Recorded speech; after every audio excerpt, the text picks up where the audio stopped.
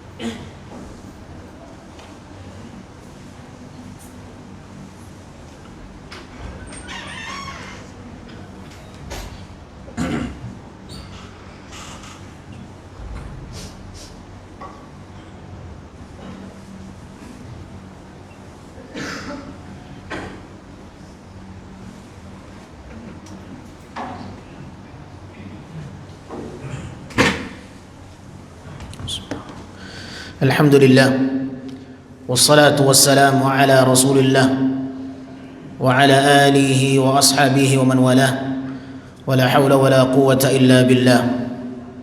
قال الله تعالى في القرآن الكريم: يا أيها الذين آمنوا اتقوا الله حق تقاته ولا تموتن إلا وأنتم مسلمون.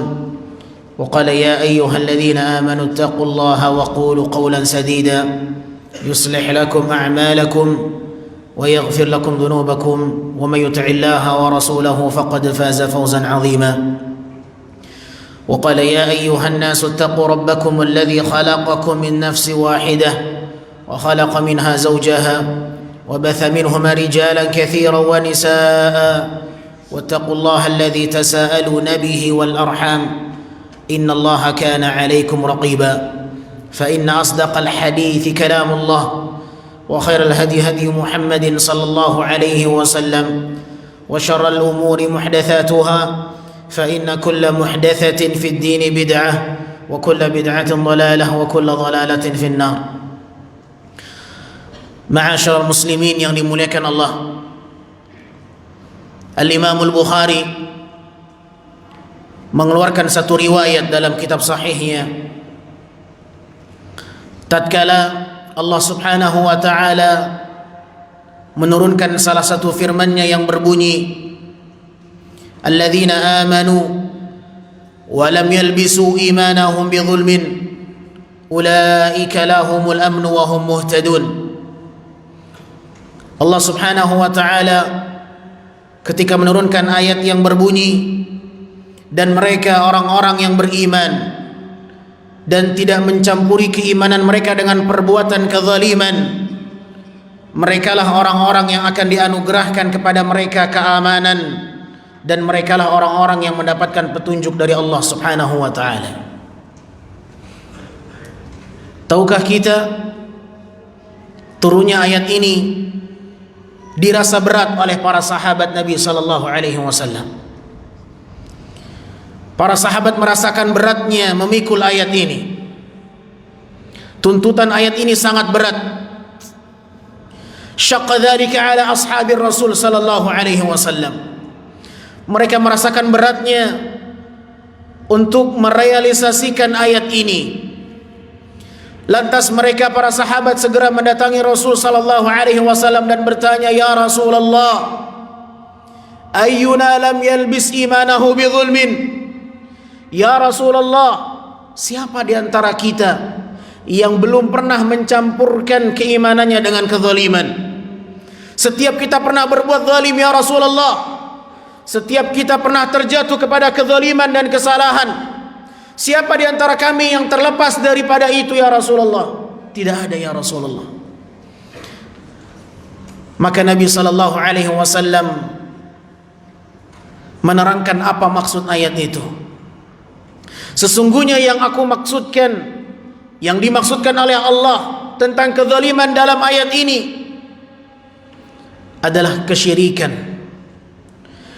Sebagaimana yang Allah katakan di dalam surat Luqman, sebagaimana yang dikatakan Luqman kepada anaknya, "Ya bunayya la tusyrik billah, inna syirka la zulmun azim."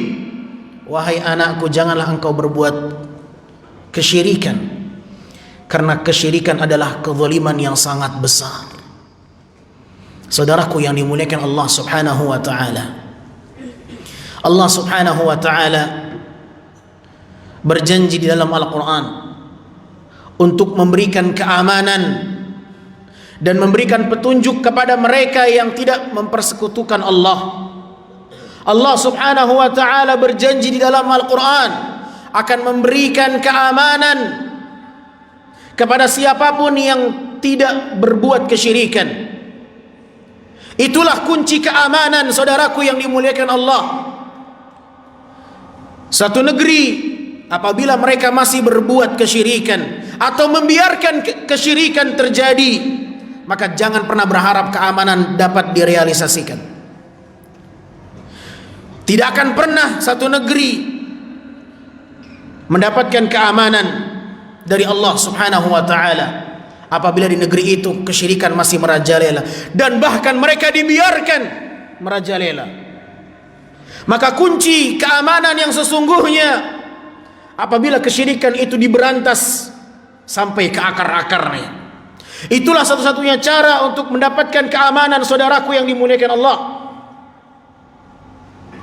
Lihatlah bagaimana negara kita,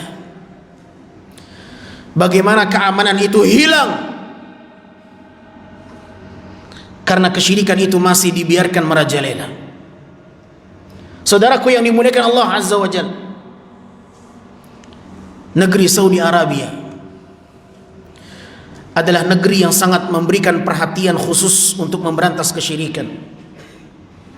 Bahkan mereka memiliki tim elit, pasukan khusus untuk memberantas kesyirikan.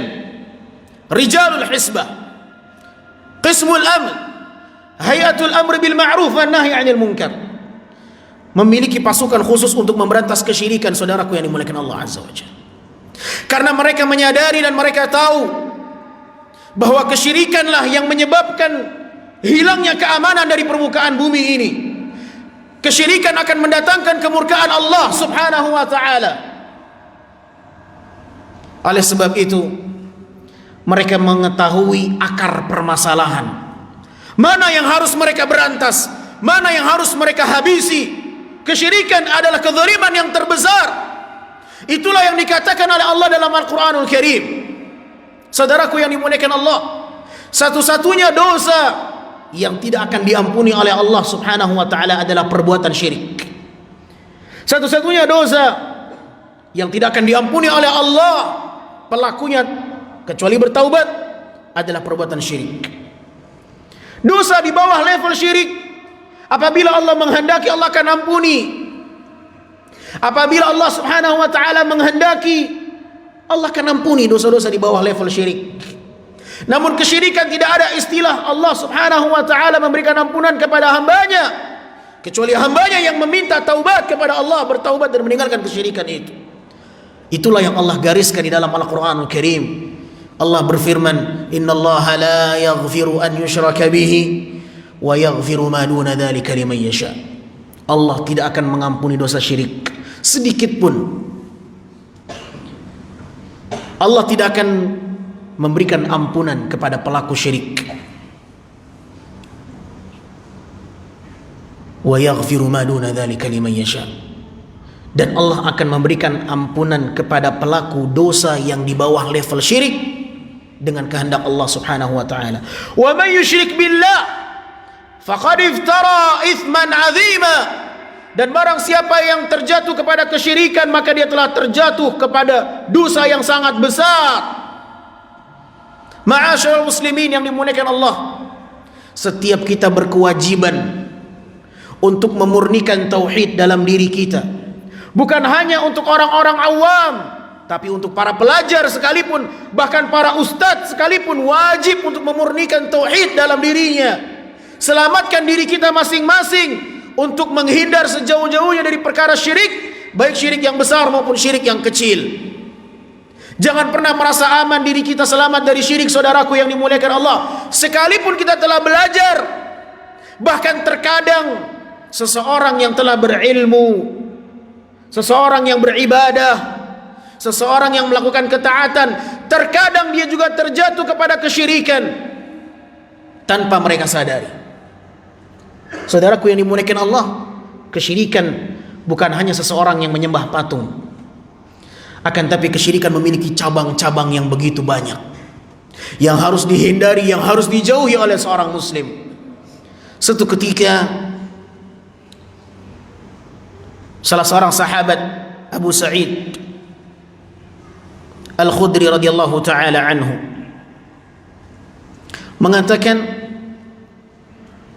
nahnu natadhakaru al-Masih.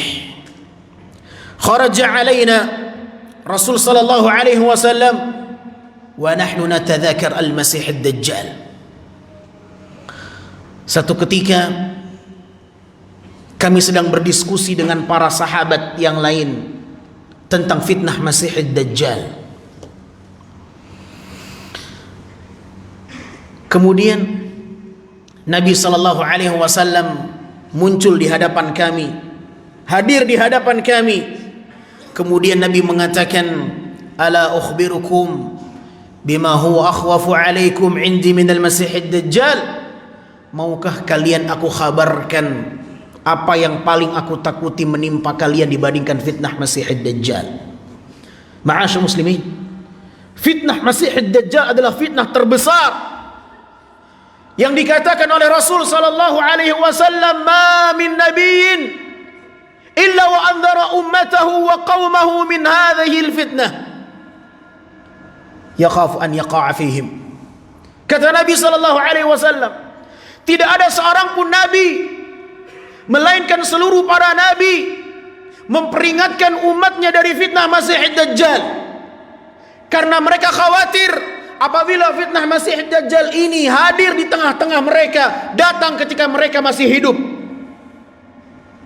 sehingga tidak ada seorang pun nabi melainkan semua dari kalangan para nabi dan para rasul mewanti-wanti memperingatkan umatnya dari fitnah Masihid Dajjal. Mereka khawatir fitnah Dajjal akan muncul di tengah-tengah mereka, saking besarnya fitnah Masihid Dajjal. Semua para nabi mewanti-wanti umatnya dari fitnah Masihid Dajjal. Namun ternyata Nabi mengatakan, ada yang lebih aku takuti dibandingkan fitnah Masihid Dajjal. Ada yang lebih aku takuti menimpa kalian dibandingkan fitnah Masihid Dajjal. Ala ukhbirukum bima huwa akhwafu alaikum indi minal Masihid Dajjal. Maukah kalian aku kabarkan yang lebih aku takuti menimpa kalian dibandingkan fitnah Masihid Dajjal? Maka para sahabat mengatakan, qalu bala ya Rasulullah, tentu ya Rasulullah. Maka Nabi SAW mengatakan, asyirkul khafi, asyirkul khafi, syirik yang tersembunyi. Syirik yang tersembunyi. Apa yang dimaksudkan dengan syirik yang tersembunyi? Rasul SAW mengatakan, an yaquma ar-rajul fayusalli fayuzayyinu salatahu lima yara min nadhari ar-rajul. Nabi memberikan satu contoh di mana seseorang yang berdiri mengerjakan salat, dia hiasi salatnya, dia indahkan salatnya karena ada orang yang sedang melihat dia. Dia percantik salatnya, dia indahkan salatnya, dia tampakkan seakan-akan dia khusyuk dalam salatnya. Ternyata tujuannya melakukan itu lima yara min nadhari rajul ilaihi, karena ada orang yang sedang melihat dan memperhatikan dia. Lantas dia berusaha untuk tampil dengan penampilan yang sempurna. Subhanallah, itu syirik. Naam, itu syirik yang tersembunyi, syirkul khafi, yang banyak di antara kita mungkin banyak melakukan kebaikan karena tujuan itu. Jangan kira kesyirikan ini tidak hadir di tengah para penuntut ilmu. Jangan pernah merasa aman dari perbuatan syirik, karena bisa jadi kita salat, kita membaca Al-Quran, kita mengaji, kita menyampaikan ilmu, kita berdakwah, ternyata ada potensi syirik di dalamnya. Karena kita ingin dibilang ini, dibilang itu, dibilang ini, dibilang itu. Oleh siapa? Oleh makhluk, bukan oleh Allah zat yang menciptakan kita. Maka potensi syirik itu ada di dalam setiap ibadah yang kita laksanakan, ma'asyarul muslimin yang dimuliakan Allah. Maka setiap kita harus mensterilkan diri kita dari perbuatan syirik, baik yang besar maupun yang syirik. Tidak ada istilah kalau saya sudah belajar saya selamat dari syirik. Nabi SAW mengajarkan kepada para sahabatnya, manusia dan generasi yang terbaik, dari bahaya syirik. Man laqiyallah la yushriku bihi syai'an dakhala al-jannah, wa man laqiyallah yushriku bihi syai'an dakhala an-nar. Barang siapa yang datang menemui Allah kelak di hari kiamat, dia datang dan tidak membawa dosa syirik sekecil apapun, maka dia akan masuk dalam surga. Wa man laqiyallah, dan barang siapa yang kelak berhadapan, bertemu dan berjumpa dengan Allah, dia datang membawa dosa syirik walaupun syirik kecil, dakhalan nar, maka dia akan masuk ke dalam api neraka. Tidak ada dispensasi. Dosa syirik tidak akan diampuni oleh Allah Subhanahu wa taala sampai pelakunya yang mau bertaubat kepada Allah Subhanahu wa taala. Maka kewajiban kita adalah membersihkan diri kita, mensterilkan diri kita dari perbuatan syirik, baik syirik yang besar maupun syirik yang kecil, baik syirik yang besar maupun syirik yang tersembunyi. Aqulu ma tasma'un wa astaghfirullah li wa lakum wa li sa'iril muslimina min kulli dhanbin wa khati'ah fastaghfiruhu wa tubu ilaihi innahu huwal ghafurur rahim.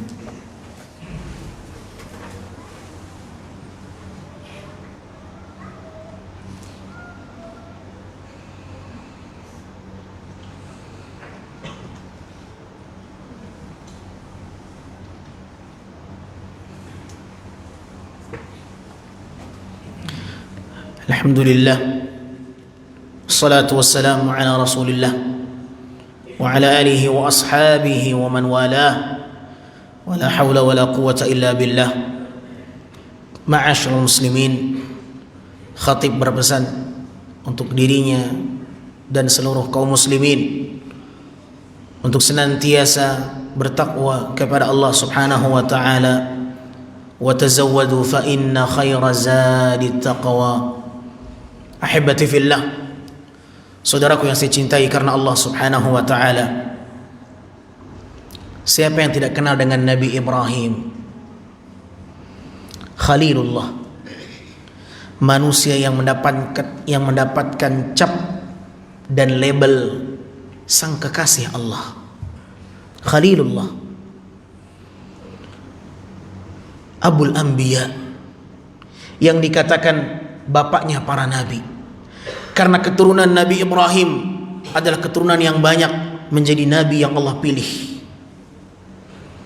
Tahukah kita di antara kekhawatiran Nabi Ibrahim kepada anak keturunannya, kekhawatirannya yang sangat besar apabila keturunannya menyembah patung.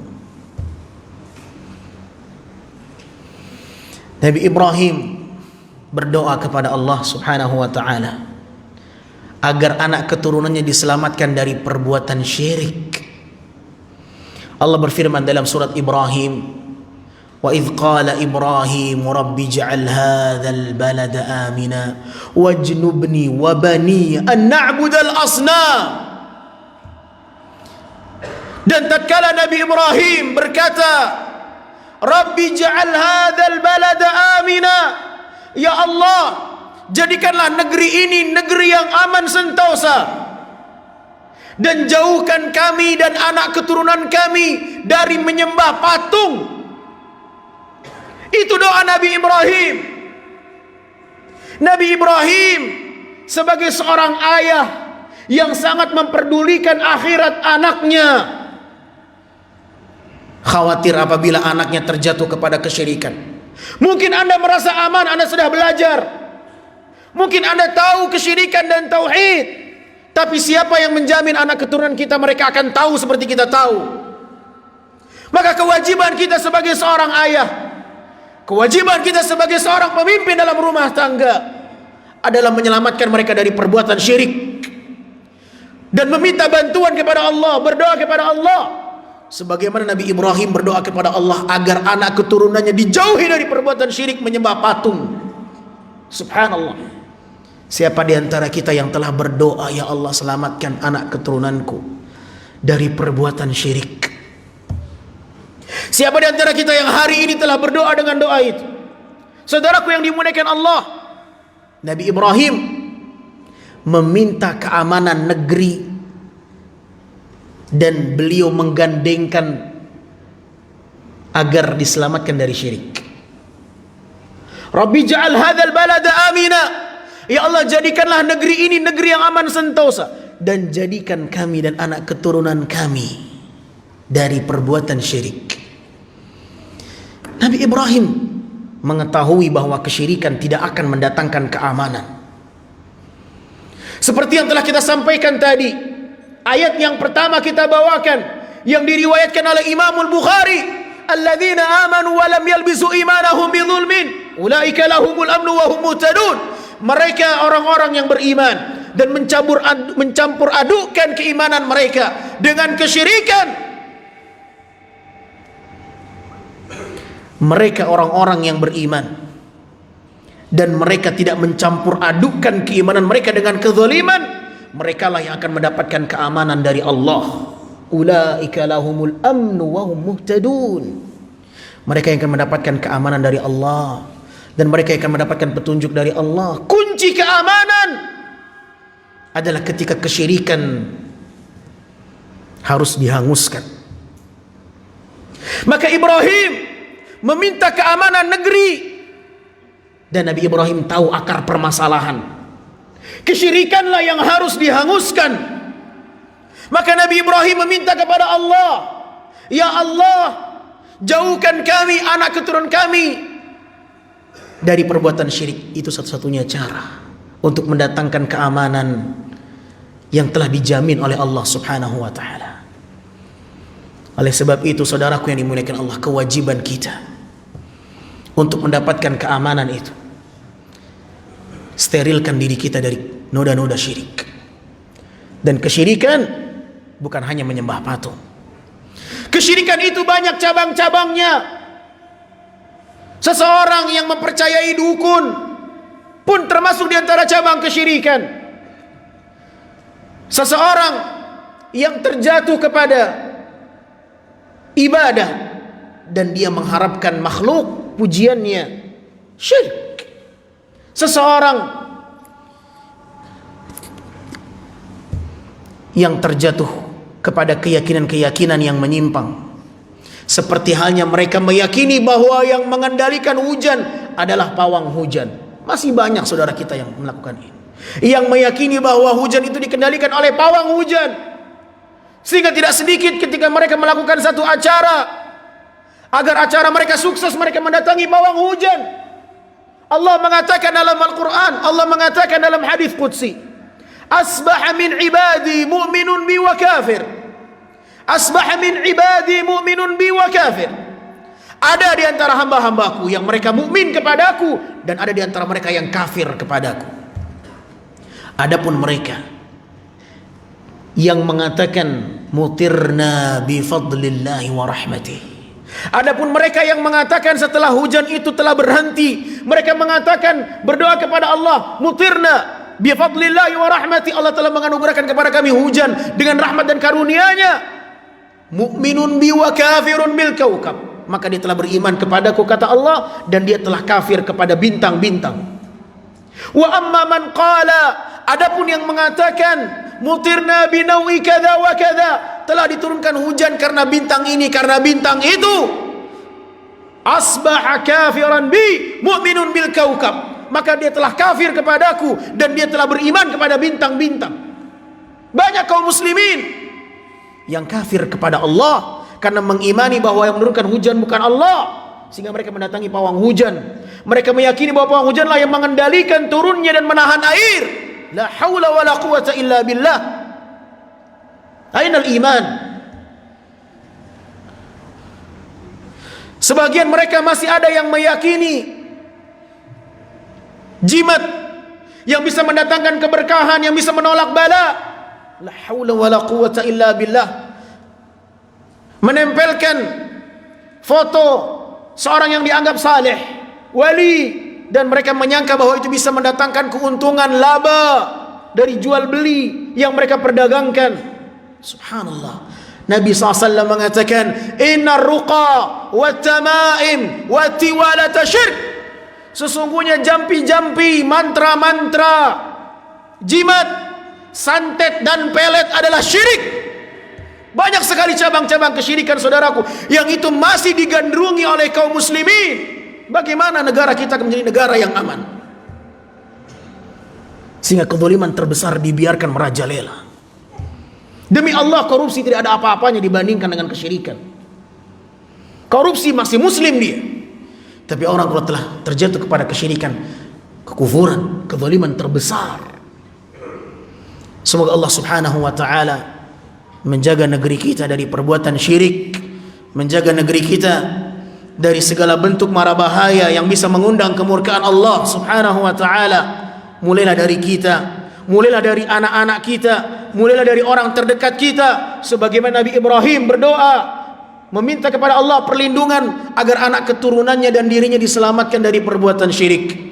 إن الله وملائكته يصلون على النبي يا أيها الذين آمنوا صلوا عليه وسلموا تسليما اللهم اغفر للمسلمين والمسلمات المؤمنين والمؤمنات الأحياء منهم والأموات إنك سميع قريب مجيب الدعوات قاضي الحاجات ربنا لا تزغ قلوبنا بعد إذ هديتنا وهب لنا من لدنك رحمة إنك أنت الوهاب ربنا ظلمنا أنفسنا وإن لم تغفر لنا وترحمنا لنكونن من الخاسرين اللهم آت نفوسنا تقواها وزكها أنت خير من زكاها أنت وليها ومولاها اللهم أصلح ولاة أمورنا بما تحب وترضى وخذ بنواصيهم على البر والتقوى واجعل بطانتهم صالحين يا قوي يا عزيز ربنا آتنا في الدنيا حسنة وفي الآخرة حسنة وقنا عذاب النار عباد الله إن الله يأمرنا بالعدل والإحسان وإيتاء ذي القربى وينهى عن الفحشاء والمنكر والبغي يعظكم لعلكم تذكرون فاذكروا الله الكريم يذكركم واشكروه على نعم يزدكم ولذكر الله أكبر والله يعلم ما تصنعون وأقيموا الصلاة